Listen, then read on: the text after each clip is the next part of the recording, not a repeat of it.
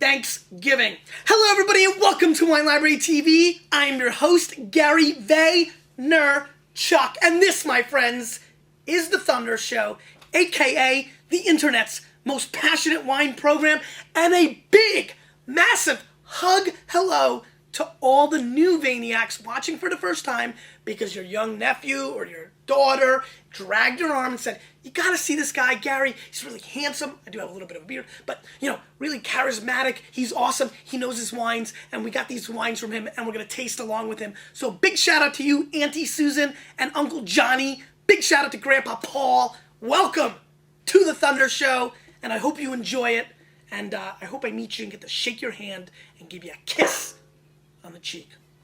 Wow.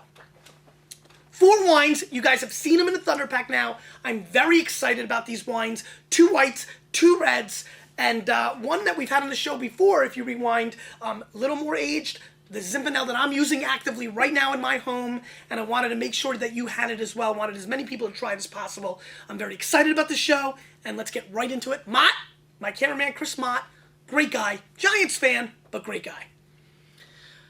Bodega Poesia 2007 Tarantis is the first wine in your pack that I'd like you to try. This wine rolls in at $10 US. It is 100% Tarantis, which is a white wine grape that is absolutely taking the wine industry by storm. I mean, thunderstorms. $10 wine, $8 to $12, aromatically unbelievable. Please pour in your glasses right now. Get settled, get in. Let me tell you a little bit about Tarantis. DNA-wise, a lot of people think that it has some relation to Muscat. Definitely a grape varietal that is coming on strong. A lot of people who drink Pinot Grigio and Sauvignon Blancs have been gravitating towards this. Even people that have not been traditional wine drinkers have been gravitating towards Tarantis because there's a lot of fruit, and you'll pick it up on the nose in a minute, plus the price point, my friends. It's a little bit of a tougher economy out there, but we still want to drink well, don't we? Shake your heads. There we go, I see it.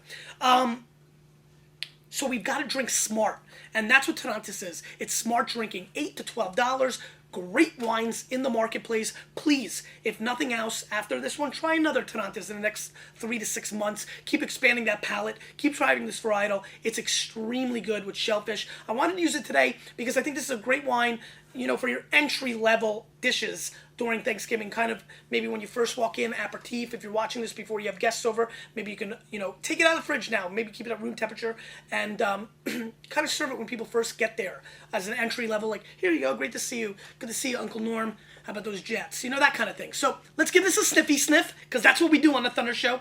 Vaniacs, explain to your new friends what a sniffy sniff is. And you can see right off the top, Mott, you gotta smell this. This is where this grape really catches its fever and its excitement. It's very aromatic, extremely floral. You get that acacia flower coming through. I get a lot of honey coming through on the nose as well. I also get bright honeysuckle coming through on the nose as well. Mott agrees with that. And also a little little Febreze action, right? You make a little messy mess in the bathroom and you want to make it smell nice. This is usually what comes in those aerosol cans and makes that whole room smell so delish. And that's what I get on here. So it's very aromatic, very fragrant, kind of like a Muscat in that style. Now, wait till you taste it. A little different action. Let's give it a whirl.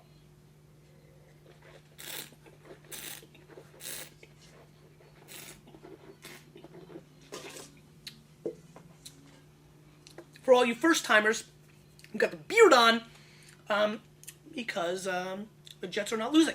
I will not shave until my Jets lose. Now, here's what you notice. You still get that tropical fruit, cantaloupe, honeysuckle coming through in the mouthfeel, but you've got good acid, right? You feel the acid, and that's a food-friendly wine, my friends. It's got a very laser-like focus. I almost feel like this wine flipped out a switchblade and cut me right down the middle of my mouth because it's got that really great acid. But that blade is actually a melon blade, and it's delicious and floral and just gorgeous. Good fruit, very easy drinking. I have a lot of, intuition right now that if you pour this around the room, a lot of early beginning wine drinkers are going to really like this wine. It's easy, it's fun, it's affordable, and that is an EFA. And an EFA, Mott. Easy, fun, affordable. An EFA wine, my friends, is the kind of wine you want to be drinking. I really like this wine. It's coming across really, really strong right now for me. I actually, ironically, first had this wine in Bordeaux, of all places, with Mott, zooming in right here, the gorgeous and lovely Helene Garcin, who's actually a tour de force in the Bordeaux world, who's got some property in Argentina. And this is just a delightful aperitif. To me, an easy 88, 89 point wine, even pushing a 90 point Tarantes style. I was blown away then. I wanted you guys to have it for Thanksgiving because I think it's really special. And it's a very food-friendly wine, as you can tell. If you pair it up right now with maybe with some the green beans or asparagus, I think you'll find a very beautiful connection between this wine and a lot of foods you have today. 10 bones, beautiful. Let's move on. I'm having fun, Matt. Thank you. Thunder Cuvee White, 2006. Such a big response to the Thunder Cuvee in the last secret pack, the red that I put together. We decided to give you the white. Rolls in at 15 bones. And this wine rolls in at a very interesting 75% Chardonnay, 8% or so Verdeo, which is a very interesting grape from Portugal that you find in Madeira, but is now starting to be used by itself quite a bit. 7.8% Chenin Blanc, a classic white wine that gets overlooked, that does great in the Loire Valley and some parts of California. They were all ripped up and planted with Chardonnay and Merlot in the early 80s, making a little bit of a comeback. And 8.9% Orange Muscat. So 3 really intriguing white wine grapes with the balance of it being Chardonnay. So what you're going to see here is not your classic Chardonnay, kind of wine. As you can see, it's more of a lighter style in color than your classic Chard, though still having a pretty golden tint, kind of like, I would call it golden like Hulk Hogan's locks, but not quite that golden, actually, so that might be an overstatement. Let's give it a sniffy sniff. What I think you're going to notice here is this is not as aromatically inclined as the last one, so I want to really, this is an opportunity where a lot of you, almost 1,000 of you, have the secret pack. So a lot of you have this wine in front of you. So let's do this together. You'll notice, if you have the other one side by side, if you can do that right now, you'll notice this is much tighter on the nose. I do get a little orange peel. And I also get a little minerality, believe it or not, coming through on the nose. A little bluestony action. But it's much tighter, I think you guys all can recognize. It's much more difficult. There's a little bit more creaminess, a little of that oaky California stuff going on, but overall a tight nose in comparison. It's an aromatically challenged wine, and that makes me go, boo. I'm a little bit worried about this wine right now, the way it's going to show. I haven't had this in about 3-4 months since it's been bottled. Let's see what happens. I'm a little bit disappointed with the nose. Let's see what's going on in the palate. Though it is perfumey. Ladies, don't you feel like there's a little bit of a perfume action going on here? It does feel a little perfume-like. It feels like a little magazine, open, smell a little Saks Fifth Avenue, as you try to get through it. Smells a little perfumey to me. A little mango-y kind of pineapple thing going on. Do you get the pineapple?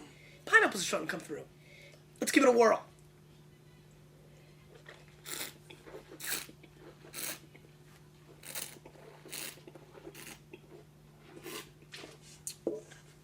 Really fascinating wine.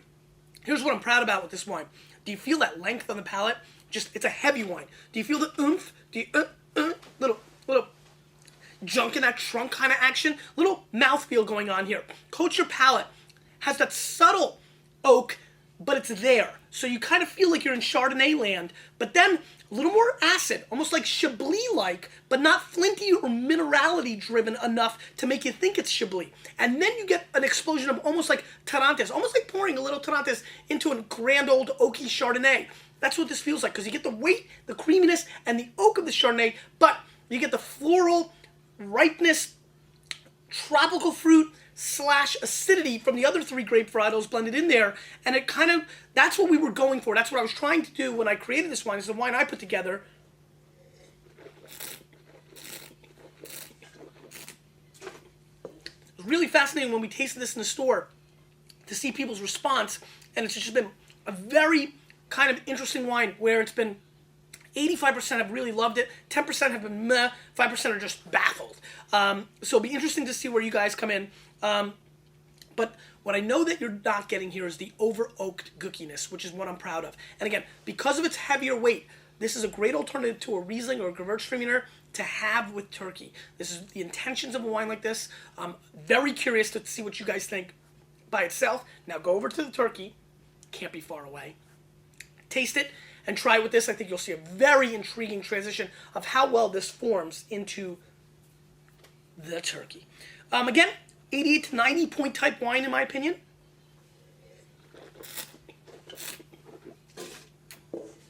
And like Camus Conundrum, I see a lot of people really gravitating towards this wine as a favorite.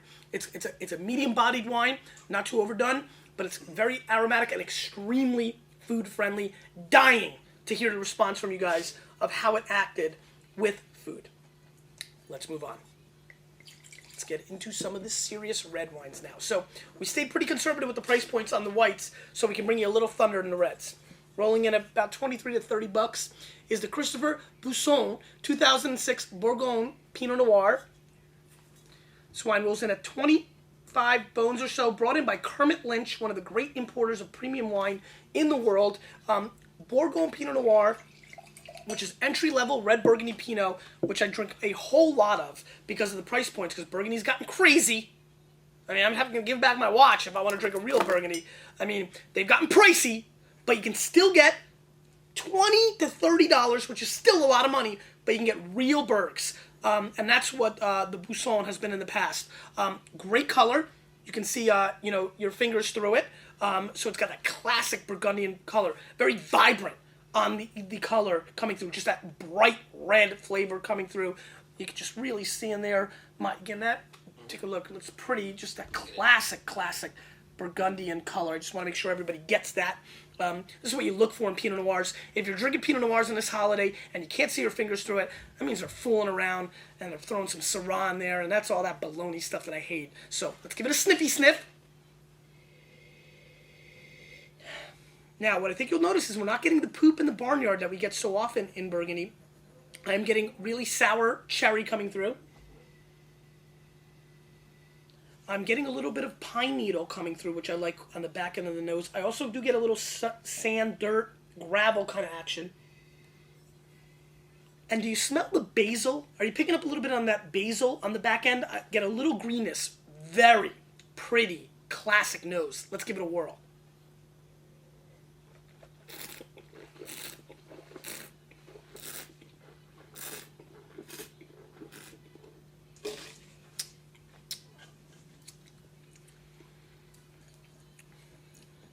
Wow.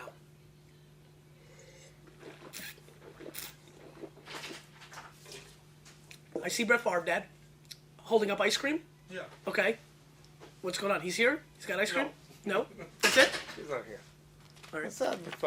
I understand. Brett holding up ice cream. Very nice. Thank you, Dad. Nice. So, this wine is classic old world style with a little bit of bright fruit. Very floral. I get rose petals, little rosemary coming through. Oh, that, by the way, a lot of new people watching. I have to remember. That was my dad, Sasha. He's the man, born in Russia. I was born in Russia. Came over here, started a liquor store. I got involved, had a baseball card business. Then he got me involved. Then we blew it up. Wine Library, WineLibrary.com, 1997, 2005, 2006, Wine Library TV. That's why we're sitting here. Anyway, great floral component, bright fruit. I get strawberries. This to me is quintessential, textbook blueprint Pinot Noir, the way it should be.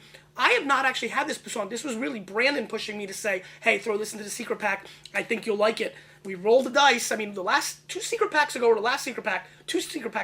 we almost didn't like any of the wines. And I kind of been getting scared since then and kind of throwing wines that I knew more about. Had this in Bordeaux, put this together. Definitely know this wine. But I rolled the dice a little bit here. Trusted BW's palate. And you know what? I think he kind of undersold it. We need to work on that. Because this is really, really good. Better than I thought. Big explosive fruit. I'm going to score this wine 91 points. To me, this is real Pinot. You're wasting your money, so many of you, on these Santa Rita Hills, on these, Central Otago, Oregon Pinot Noirs that are selling you against brand name and big ratings. I just think that, first of all, ratings don't mean anything if you're watching for the first time. Just do it. I'm wrong. But anyway, I'm just excited because this is really good. I mean, I'm a little bit caught off guard. I did not realize it would have this much complexity to it. This is what happens with Bourgogne Pinot Noirs. At times, you get crazy stuff. Much more than their American counterparts. I have noticed Bourgogne Pinot Noirs, just the entry-level stuff, because the wineries play and use some better vineyards sometimes in them, you get those 1 out of every 500 times that wine, it tastes like a $70 or $80 Burgundy. And you know what? This could easily pass as a $65 to $70 red Berg. Easy, all day.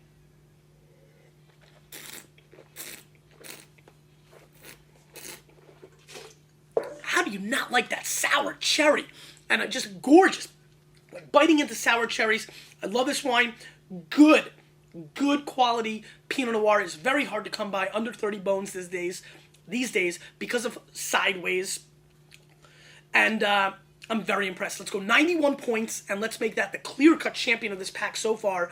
Really sit down and enjoy this wine. Let it sit on your counter for a day or two. It's going to even open up more. Just the tannins are clearly there. Great rose petals. There's no doubt in my mind when you leave comments today, which is break down the secret pack for me. That's the question of the day. Old School Maniacs, tell your new counterparts what you need to do. The question of the day is break down this pack for me. First wine, second wine, drank this the other night, drank this. Just break it down for me. I think this one is going to be the one that gets a lot of attention. And finally, the Shiffrin 2005 Howell Mountain Napa Zin. This is 27 U.S. bones. This is made for one of our great employees, Bobby Shiffrin, here at Wine Library. Mott, can you link up the episode where we had it? You're going to be able to figure that out. Let's link up the episode where we first showed this wine and talked about the concept behind this wine.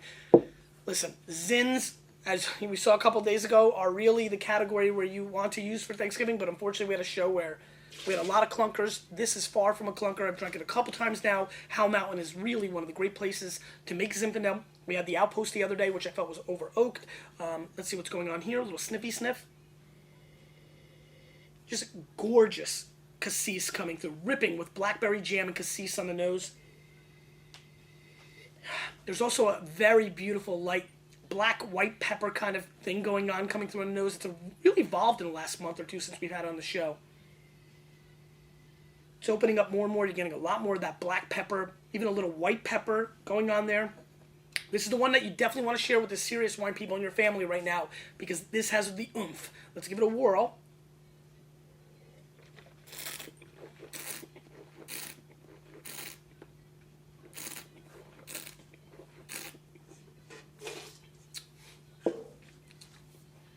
Wow. This wine's getting better. It's getting better. I think there's a lot of you that are going to be blown away by this wine. You can just taste the absolute gorgeousness of the black fruit, blueberries, blackberries, little huckleberries. Looks like every berry. I mean, this is just really, really nice stuff. Very intense, very dark. And here's the key, my friends, not over-oaked. And that's the difference.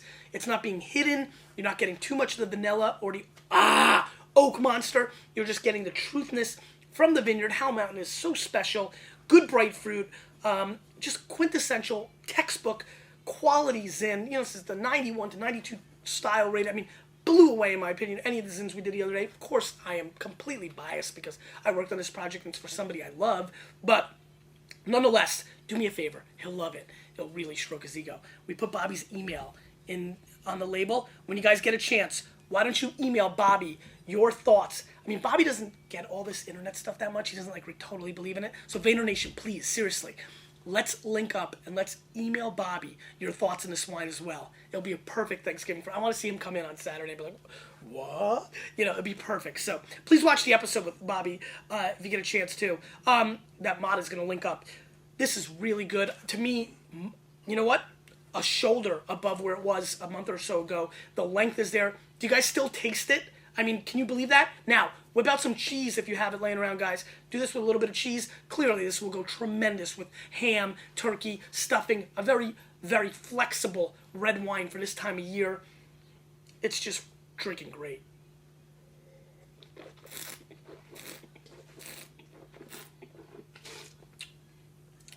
Pure power and great bitter, dark chocolate, but somewhat sweet, bittersweet tannins.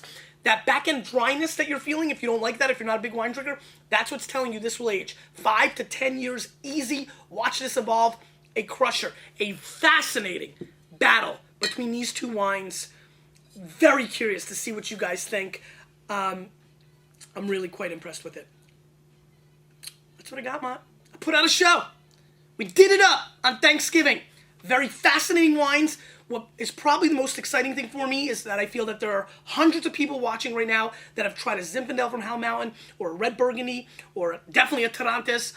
Definitely that kind of blend for the first time, and it's about expanding your palate and drinking with people you love. And I know you're with people you love right now, and I just stepped in and helped you expand your palate. This is one accomplished day. Now, if the Lions can somehow shock the world and beat the Titans, this will go down as a very solid Thanksgiving. I hope you enjoyed it. I hope you come back and start watching The Thunder Show at WineLibraryTV.com often. I hope you leave a comment. Feel free to email me. Enjoy your family. Love your life. We only live it once. You, with a little bit of me, we're changing the wine world.